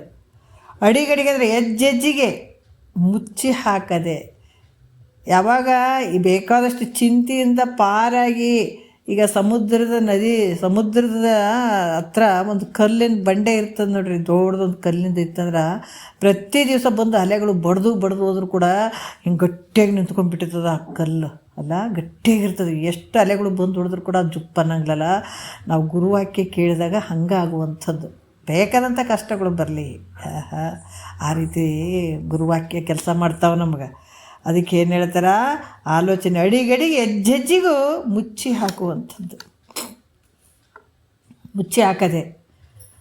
ಮತ್ತು ಅವ್ರು ಹೇಳ್ತಾರೆ, ಈ ಚಿಂತೆ ಬಂದು ಅಡಿಗಡಿಗೆ ಮುಸ್ಕೋದು ಬೇಡ, ಸುಖವು ಹೆಚ್ಚಾಗಿ ಕೊಡೋಣ, ಈ ದುಃಖನೇ ಇವ್ರಿಗೆ ಬೇಡ ಅಂತ ಏನಾರ ಕಲ್ತದ ಅನ್ನೋದು. ದುಃಖ ಚಿಂತೆನೇ ಇವರಿಗೆ ಅಡಿಗಡಿಗೆ ಹೋಗೋ ತೊಂದರೆ ಕೊಡೋದು ಬೇಡ, ಚಿಂತೆ ಹೋಗೋದೇ ಬೇಡ ಅವರಿಗೆ ಮನಸ್ಸಿಗೆ. ಅದಕ್ಕೆ ಸುಖವಾಗಿರಲಿ ಅಂತ ಏನಾರು ಅಂದದ ಅನ್ನೋದು. ಅದಕ್ಕೆ ಅದೇನೋ ಚಿಂತೆ ಬಂದು ಪುನಃ ಕೊಡಬಾರ್ದು, ಸುಖನೇ ಕೊಡೋದನ್ನು ಅಭ್ಯಾಸ ಮಾಡ್ಕೊಂಡದ ಅನ್ನೋದು ಚಿಂತೆ ಇಲ್ಲಲ್ಲ. ಅದಕ್ಕೆ ಈ ಚಿಂತೆ ಅನ್ನುವಂಥದ್ದು ಪುನಃ ಬಂದು ಮನುಷ್ಯನ ಏನು ಮಾಡ್ತದೆ, ಹಿಂಸೆ ಮಾಡ್ತದದು, ಕೊರಗಿಸ್ಬಿಡ್ತದೆ. ಅದಕ್ಕೆ ಚಿಂತಾಯಚ್ಚ ಬಿಂದು ಮಾತ್ರೇನ ವಿಶೇಷತಃ ಅಂತ ಹೇಳ್ತಾರೆ ಅವರು. ಚಿತಾದಹತಿ ನಿರ್ಜೀವಿತಂ, ಚಿಂತಾದಹತಿ ಜೀವಿತಂ ಅಂತ ಹೇಳ್ತಾರೆ ನೋಡ್ರಿ. ಎಂಥ ಅದ್ಭುತವಾಗಿ ಹೇಳ್ತಾರೆ. ಅಂದ್ರೆ ಚಿಂತೆ ಅದು ಹೆಂಗೆ ಅಂತಂದ್ರೆ ಒಂದು ಬಿಂದು ಮಾತ್ರ ಭೇದ ಐತಿ. ಇದು ಚಿತೆ, ಅದು ಚಿಂತೆ, ನಡು ಬಿಂದು ಮಾತ್ರ ಭೇದ ಐತೆ. ಚಿತ ಅಂದ್ರೇನು? ಅಗ್ನಿ. ಚಿಂತ ಅಂದರೆ ಚಿಂತೆ, ಸುಮ್ಮನೆ ಚಿಂತೆ ಮಾಡ್ತಿರ್ತೀವಲ್ಲ, ಸುಮ್ಮನೆ ಹಿಂದೆಲ್ಲ ಆಗೋಗಿರ್ತದೆ, ಹಿಂದಲ್ಲಿ ತೆಗೆದು ಚಿಂತೆ ಮಾಡ್ತೀವಿ ಕೆಲವು ಸಲ. ಇದು ಹೆಂಗೆ ಬರ್ತದೆ ನೋಡ್ರಿ, ಯಾವಾಗ ನಾವು ಇದೇನು ಕೇಳಿರಂಗಿಲ್ಲ ಗುರುವಾಕ್ಯ, ಅದೇನು ಕೇಳಂಗಿಲ್ಲ. ಸಂಸಾರದ ಸಂಪೂರ್ಣ ಮುಳುಗಿ ಹೋಗಿರ್ತೀವಿ, ಹಿಂದದ ನೆನಪು ತೆಗಿತೀವಿ. ಸಣ್ಣವರಿದ್ದಾಗಿಂದ ಹಿಡ್ಕೊಂಡು ಇಲ್ಲಿವರೆಗೂ ಸ್ವಲ್ಪ ಹಿಂಗೆ ಆಗ್ಯಾವ್ರಿ, ಅವ್ರು ನಮ್ಗೆ ಹಿಂಗೆ ಅಂದ್ರಿ, ಅವ್ರು ಹಂಗೆ ಮಾಡಿದ್ರಿ, ಅವು ಎಲ್ಲ ಹೋಗ್ಬಿಟ್ಟವೆ, ಕತ್ತಲ್ದಾಗ ಹೋಗ್ಬಿಟ್ಟು ಮುಗೀತದೆ. ಈಗ ಏನು ಹಿಂದಲ್ದಾಗ್ಯಾವ ಇವೆಲ್ಲ ಮುಗೀತು ನೋಡ್ರಿ. ಅವನ್ನ ಯಾವ ತೆಗಿಬಾರ್ದು, ಮುಗಿದು ಹೋಯ್ತದ. ಮತ್ತು ಅದನ್ನು ಎಳೆದು ತೊಗೊಂಡು ಚಿಂತೆ ಮಾಡೋದು, ಹಿಂಗಾಗ್ಯಾವ ಆಗ್ಯದ ಮುಗೀತದ. ಅದಕ್ಕೆ ಹೇಳ್ತಾರೆ, ಸದಾ ಅರಿವಿಲಿ ನಡಿತಮ್ಮ ಮುಂದ, ಅದು ಮರಿಬೇಕು ಆದುದಾಯಿಂದ. ಈಗೇನು ಮಾಡು, ಗುರುವಾಕ್ಯ ಕೇಳಿದೆಲ್ಲ ಸದಾ ಅರಿವಿಲಿ. ಎಂಥ ಅರಿವು, ಇಂಥ ಅರಿವು ರೀ ಅದು. ಬರೀ ಅರಿವು ಅಂದಾಗ ಎಂತೆಂಥ ಅರಿವಲ್ಲ, ಅದು ವಿಶೇಷ ಅರಿವಿದು. ಅದಕ್ಕೆ ಸದಾ ಅರಿವಿಲಿ ನಡಿತಮ್ಮ ಮುಂದ, ಅದು ಮರಿಬೇಕು ಆದುದಾಯಿಂದ. ಹಿಂದಲ್ಲಿ ಮರ್ತು ಬಿಡು, ಅದನ್ನ ಯಾಕೆ ಹೇಳಿದ್ದಿ? ಮುಂದೆ ಇರುವಂಥ ಸುಖವನ್ನು ಯಾಕೆ ಹಾಳು ಮಾಡ್ಕೊತಿದ್ದಿ? ಇರೋದು ನಿನಗೆ ಎಷ್ಟು ವರ್ಷ ಅದು, ಸ್ವಲ್ಪ ದಿವಸ ಅದು ಇರೋದು, ಅದನ್ನು ತಿಳ್ಕೊಳ್ಳೋ ಯಪ್ಪ. ಆದದ್ದು ಮರ್ತು ಬಿಡು. ಅದು ಹಿಂದಲ್ದ ಜೋ ತಕೊಂಡು ಕುಂತಿದ್ದಲ್ಲ ನೀನು, ಹೋಯ್ತು ಮುಗೀತದ. ಹಿಂದಲ್ದು ಬಿಟ್ಬಿಡು. ಈಗೇನದ ಅದನ್ನು ತಗೋ. ಮತ್ತು ಕೆಲವರು ಮುಂದೇನಾಗ್ತದೆ ಅನ್ನೋದು ಚಿಂತೆ ಮಾಡ್ತಾರೆ ನೋಡ್ರಿ. ಕಿವು ನೋಡ್ರಿ ಹೆಂಗೈತೆ, ಮುಂದೆ ಹಂಗಾಗಿಬಿಡ್ತದೇನೋ ಹಿಂಗಾಗಿಬಿಡ್ತದೇನೋ, ಅದು ಏನು ಮಾಡಬೇಕು, ಇದೇನು ಬಿಡ ಬಲಿ ಚಿಂತೆ ಆಗ್ಯದ್ರಿ. ಮುಂದದ್ದು ಏನಾಗ್ತದೋ ಏನಿಲ್ಲ, ಹಾಗಾದ್ರೆ ಹಾಗೆ ಆಗ್ತದೆ, ಏನಾರ ಆಗ್ತದೆ, ಎಲ್ಲನೂ ಆಗ್ತಾವೆ. ಮತ್ತು ಅದನ್ನು ಚಿಂತೆ ಮಾಡುವಂಥದ್ದು ಹಿಂದಲ್ದೂ ಆದದ್ದು ಎಲ್ಲ ಆಗಿ ಹೋದದ್ದನ್ನು ಚಿಂತೆ ಹಿಡ್ಕೊಳ್ಳೋದು, ಮುಂದೆ ಹಿಂಗೆ ಆಗ್ತದೇನಂತೂ ಚಿಂತೆ ಹಿಡ್ಕೊಳ್ಳೋದು. ನೀನು ಯಾವಾಗ ಆನಂದವಾಗಿರ್ತೀರಿ? ಹೌದು, ನನಗೆ ಯಾವ ಚಿಂತೆಗಳೇ ಇಲ್ಲ, ಇನ್ನು ಚಿಂತೆ ಬರೋಂಗಿಲ್ಲ ಅಂತ ಹೇಳಿಬಿಟ್ಟವ, ನನಗೆ ಕೈ ಮುಗಿದು ಬಿಟ್ಟವ ಬರೋಂಗಿಲ್ಲ ಅಂತೇಳಿ ತಿಳ್ಕೊಂಡು ಇಂಥ ಪಾಪದ ಕೃತ್ಯಗಳನ್ನು ಮಾಡಕತ್ತೀಯೇನೋ ನೀನು ನೋಡ್ರಿ. ಅದಕ್ಕೆ ಇಲ್ಲಿ ಕೂಡ ಹೇಳ್ತಾರೆ, ಈ ಚಿಂತೆ ಅನ್ನುವಂಥದ್ದು ಅಗ್ನಿಯು ಇದು ನಿರ್ಜೀವ ಮನುಷ್ಯನನ್ನು ಸುಟ್ಟು ಬಿಡ್ತದೆ. ಯಾವುದು? ಅಗ್ನಿ. ಚಿತ ಏನು ಮಾಡ್ತದ? ನಿರ್ಜೀವವಾದಂಥ ಈ ಶರೀರವನ್ನು, ಮತ್ತು ಸತ್ತ ಮೇಲೆ ಶರೀರಕ್ಕೆ ಏನಿರ್ತದೆ, ಅದಕ್ಕೆ ಜೀವ ಇರ್ತದೆ. ಇದು ಕಟ್ಟಿಗೆ ಹೆಂಗೆ, ಇದು ಕೂಡ ಈ ಕಟ್ಟಿಗೆಗಳು ಹೆಂಗಿರ್ತಾವ ಹಂಗೆ. ಅದಕ್ಕೆ ಭಾಳಷ್ಟು ನಮ್ಗೆ ಇನ್ನೂ ಒಂದು ವಿಚಾರಗಳು ಹೇಳ್ತಿದ್ರು ಮಹಾತ್ಮರು. ಹೆಂಗೆ ಹೇಳ್ತಿದ್ರು ಅಂತಂದ್ರೆ, ಭಾಳಷ್ಟು ಮಹಾತ್ಮರು ಹೇಳ್ತಿದ್ರು. ನಮ್ಗೆ ಇನ್ನೂ ಒಂದು ಆಶ್ಚರ್ಯ ಆಗಿರೋದು, ತಾತರು ಹೇಳ್ತಿದ್ರು ನಮಗೆ ಕ್ಲಾಸ್ದಲ್ಲೆಲ್ಲ. ಅಲ್ಲ ರೀ, ಈ ಶರೀರಕ್ಕೆ ಜೀವ ಇದ್ದಂಗೆ ಮನುಷ್ಯ ಅಂತ ಹೇಳ್ತೀವಿ. ಇದೆಲ್ಲ ಅಂದ್ರೆ ನಿರ್ಜೀವ ಕಟ್ಟಿಗೆ ಥರನೇ ಇದು. ಮನ್ಯಾಗ ನಾವು ಕಟ್ಟಿಗೆಗಳು ಬಾಗಿಲುಗಳು ಅವೆಲ್ಲ ಹೇಳ್ತೀವಲ್ಲ, ಅವನು ಹೆಣಗಳು ಸಮ ಅಂತ ಹೇಳ್ತಿದ್ರು ಅವರು. ನಮಗೆ ಭಾಳ ಆಶ್ಚರ್ಯ ಆಗೋದು, ನಗುನು ಬರೋದು. ಹೌದಲ್ಲಪ್ಪ, ಎಷ್ಟು ಕರೆಕ್ಟ್ ಅದ ಅಂತ ಅನ್ನೋರು ನಾವು. ಹಂಗೆ ಹೇಳ್ತಿದ್ರು ಮಹಾತ್ಮರು, ಹಂಗೆ ಹೇಳ್ತಾರೆ. ಅದಕ್ಕೆ ಇಲ್ಲಿ ಕೂಡ ಯಾಕಂದ್ರೆ ಅವರು ಆ ದೃಷ್ಟಿ ಒಳಗೆ ಅದೇ ಒಂದು ಸ್ಥಾನದಲ್ಲಿ ನಿಂತ್ಕೊಂಡು ನೋಡಿದಾಗ ಎಲ್ಲನೂ ಹಾಗೆ. ಒಂದು ಜೀವ ಹೋಗ್ಯದಂಥ ಮನ್ಯಾಗ ನೀನು ಏನು ಹೇಳ್ತಾರೆ, ಒಂದು ಮನ್ಯಾಗ ಒಂದು ಯಾರೋ ಒಬ್ಬರು ತೀರ್ಕೊಂಡ್ರು ಮಾಡಿದರು ಅಂತಂದಾಗ ಆ ಕೆಲವೊಂದು ಏನು ಹೇಳ್ತಾರೆ ಟೈಮು ಗೀಮು ಅಂತ ಹೇಳ್ತಾರೆ ನೋಡ್ರಿ. ಆ ಟೈಮ್ನಲ್ಲಿ ಓದೋದಕ್ಕಾಗಿ ಸೂತಕ ಬಂತು, ಅದು ಬಂತು, ಇದು ಬಂತು ಅಂತ ಏನೇನೋ ಹೇಳುತ್ತಾರಲ್ಲ. ಆದ್ರೆ ಮನ್ಯಾಗ ಇರುವೆಗಳು, ನೊಣಗಳು ಮತ್ತು ಸೊಳ್ಳೆಗಳು ಎಷ್ಟು ಸಾಯ್ತವ್ರಿ ಮನ್ಯಾಗ. ಅವು ಹೆಣಗಳು ಅಲ್ಲನ, ಎಷ್ಟು ಸಾಯ್ತಾವೆ ಮನ್ಯಾಗ, ಅವು ಜೀವ ಅಲ್ಲನ, ಅವನು ಹೆಣಗಳೇ. ಇರುವೆಗಳು ಎಷ್ಟು ಎಷ್ಟು ರಾಶಿ ರಾಶಿ ಇರ್ತಾವೆ. ಕೆಲವು ಸಲ ಔಷಧ ಹಾಕಿಬಿಟ್ಟಿರ್ತೀವಿ, ಓಸು ಸತ್ತಿರ್ತಾವೆ. ಅಷ್ಟು ಹೆಣಗಳು ನಿನ್ನ ಮನೆಗೆ ಬಿದ್ದಾವೆ. ಹಿಂಗೂ ಕೂಡ ಹೇಳ್ತಿದ್ರು ಅವರು. ಅದು ಸತ್ಯದ ಮಾತು. ಯಾಕಂದ್ರೆ ಎಲ್ಲ ಶರೀರಗಳ ಒಂದು ಸಣ್ಣ ಸಣ್ಣ ಹುಳನ್ನು ಹಿಡ್ಕೊಂಡು, ಇರುವೆ ಹಿಡ್ಕೊಂಡು, ಆನೆಯ ಪರ್ಯಂತರ ಏನು ದೊಡ್ಡ ಶರೀರಗಳನ್ನು ಹಿಡ್ಕೊಂಡು ಅಲ್ಲಿವರೆಗಿರುವಂಥ ಜೀವಾತ್ಮ ಒಂದೇ ಇರುವಂಥದ್ದು ವಿಚಾರ ಮಾಡಿದರೆ. ಮನುಷ್ಯ ಒಬ್ಬನ ಸತ್ರ ನೀನು ಸೂತಕ ಗೀತಕಂತ ಕುಂದಿರ್ತೀಯನ. ಮನೆಗೆ ದಿನಕ್ಕೆ ಯೋಸ್ ಸಾಯ್ತಾವೆ ಹುಳಗಳು ಮನ್ಯಾಗ, ಅವು ಹೆಣಗಳು ಅಲ್ಲನ ನೋಡ್ರಿ. ಹಿಂಗೆ ಬಿಡಿಸ್ತಿದ್ರು ಅವರು. ಅದಕ್ಕೆ ಇಲ್ಲಿ ಕೂಡ ಹೇಳ್ತಾರೆ, ಅಗ್ನಿ ನಿರ್ಜೀವ ಮನುಷ್ಯನನ್ನು ಸುಡುತ್ತದೆ. ಆದರೆ ಚಿಂತೆ ಏನಂತ ಅಂದರೆ ಸಜೀವ. ಅದಕ್ಕೆ ಹೇಳ್ತಾರೆ ಅವರು, ಚಿಂತಾಧಾತಿ ಜೀವಿತಂ. ಅಂದ್ರೆ ಈ ಚಿಂತೆ ಅನ್ನುವಂಥದ್ದು ಮನುಷ್ಯನನ್ನು ಸುಟ್ಟು ಬಿಡ್ತದ. ಅದಕ್ಕೆ ಇಂಥ ಚಿಂತೆವು ಮ್ಯಾಲಿಂದ ಮ್ಯಾಲ ಬರಬಾರ್ದು ಅಂತೇಳಿ ನೀವು ಸುಖವನ್ನೇ ಕೊಡ್ಬೇಕಂತ ಸುಖದ ಅಭ್ಯಾಸ ಏನಾರು ಮಾಡಿಸಿದನು ನಿನಗೆ. ಅದಕ್ಕೆ ನನಗೇನು ಅಂಜಿಕೆನೇ ಇಲ್ಲರಿ, ಗುರುಗಳು ವಾಕ್ಯ ಯಾಕೆ ಕೇಳಬೇಕು, ಅದನ್ನು ಭಗವಂತನ ಸ್ಮರಣೆ ಯಾಕೆ ಮಾಡಬೇಕು, ಅದಕ್ಕೆ ನಾನು ಇದ್ರಾಗ ಕೆಲಸದಾಗ ಇಂಥದ್ರಾಗ ತೊಡಗೀನಿ, ಇಂಥ ಮೋಹದಲ್ಲಿ ಮಾಡ್ತಾ ಇದ್ದೀನಿ ಅಂತ ಇದನ್ನೆಲ್ಲ ಬಿಟ್ಟು ಆರಾಮಾಗಿ ಜೀವನ ಮಾಡಕತ್ತೀಯೇನು ನೀನು. ಅದಕ್ಕೆ ಇಲ್ಲಿ ಕೂಡ ಹೇಳ್ತಾರ, ಇವು ಚಿಂತೆಗಳು ಭಾಳಷ್ಟು ನಿನಗೆ ದುಃಖವನ್ನು ಉಂಟು ಮಾಡ್ತಾವ, ನಿನ್ನನ್ನು ಕೊರಗಿಸಿ ಬಿಡ್ತಾವ, ನಿನ್ನ ಸಾಯಿಸಿ ಬಿಡ್ತಾವ, ಜೀವಂತವಾಗಿ ಶವ ಮಾಡಿಬಿಡ್ತಾವ. ಹೀಗೆದ್ದು ಇಷ್ಟೆಲ್ಲ ಅದಾವ. ಇಷ್ಟೆಲ್ಲ ಇದ್ದರೂ ಕೂಡ ನಾವು ಗುರುವಾಕ್ಯವನ್ನು ಕೇಳಬಾರ್ದು, ಇದನ್ನು ತಿಳ್ಕೊಬಾರ್ದು ಅಂತ ಹೇಳಿ ಇಂಥ ಮನಸ್ಸಿಟ್ಟುಕೊಂಡು ಇಷ್ಟು ಕಮ್ಮಗೆ ಸಂಸಾರ ಮಾಡಕತ್ತೀಯನ ನೀನು ಮರ್ತು. ಅದಕ್ಕೆ ಹಾಗಲ್ಲ, ಇವೆಲ್ಲನೂ ನಿನಗದಾವ, ಜಾಗ್ರನಾಗಿರು ಅಂತ ಹೇಳ್ತಾರೆ.